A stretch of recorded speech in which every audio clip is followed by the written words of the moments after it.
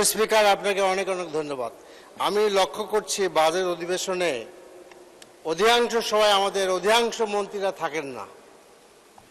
এটা তো আমরা আসলে এত নোট করে নিয়ে আসি, আমাদের সরকারি দল বিরোধী দল সকলে বক্তব্য দেন।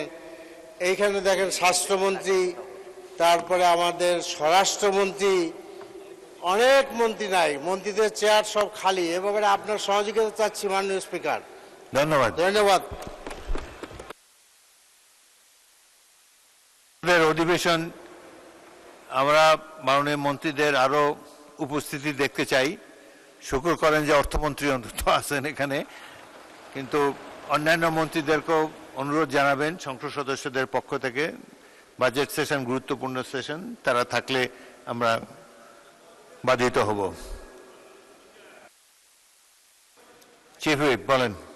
মাননীয় স্পিকার, বাস্তবতাটা হলো এই যে অনেকে রাষ্ট্রীয় কাজে বা বিভিন্ন কাজে ব্যস্ত থাকে, এটা ঠিকই।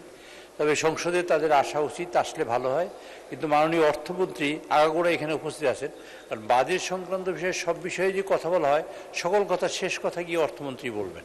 স্বাস্থ্য খাতেও বলবেন, বিদ্যুৎ খাতের কথাও বলবেন, পুলিশের কথাও বলবেন, আইনের কথাও বলবেন, সব কথাই অর্থমন্ত্রী বলবেন মাননীয় স্পিকার। সে কারণে মাননীয় অর্থমন্ত্রী প্রেজেন্ট থাকেন, মাননীয় আমাদের মহাসচিব এবং এলজেডি মন্ত্রী মহোদয় তিনি সবসময় উপস্থিত থাকেন, অন্যান্য মন্ত্রীও থাকেন। তবে আমি আশা করব অন্যান্য যেসব মন্ত্রী এখানে উপস্থিত থাকেন না, তারা যেন উপস্থিত থাকেন এবং সংসদকে উপভোগ করেন, এবং বিরোধী দল না, সরকারি দলের যেসব সদস্য যেসব কথা বলেন সেগুলো মনোযোগ সহকারে শুনেন এবং সেগুলো যেন সমস্যা সমাধানের ব্যাপারে তারা অগ্রগণী ভূমিকা পালন করেন। মাননীয় স্পিকার, আপনাকে ধন্যবাদ। ধন্যবাদ মাননীয় চিফ হুইপ। পরবর্তী বক্তা মোহাম্মদ মাহবুবুল আলম, মাননীয় সদস্য কুড়িগ্রাম 3, আপনার সময় 5 মিনিট। 1 মিনিট। মাননীয় সদস্য টুকু বলুন।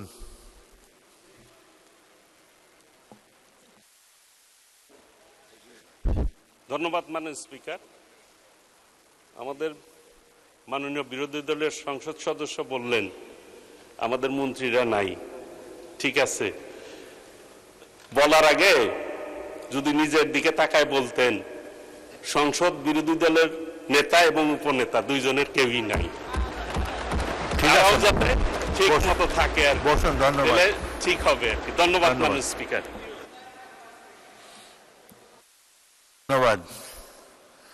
বিরোধী দলের নেতা না থাকলে অসুবিধা নাই, মন্ত্রীদের থাকা প্রয়োজন। তাদের সমস্যা তো মন্ত্রীদের পক্ষেই তারা বলবেন। তবুও সংসদের সৌন্দর্য রক্ষার্থে সকলেরই থাকা বাঞ্ছনীয়।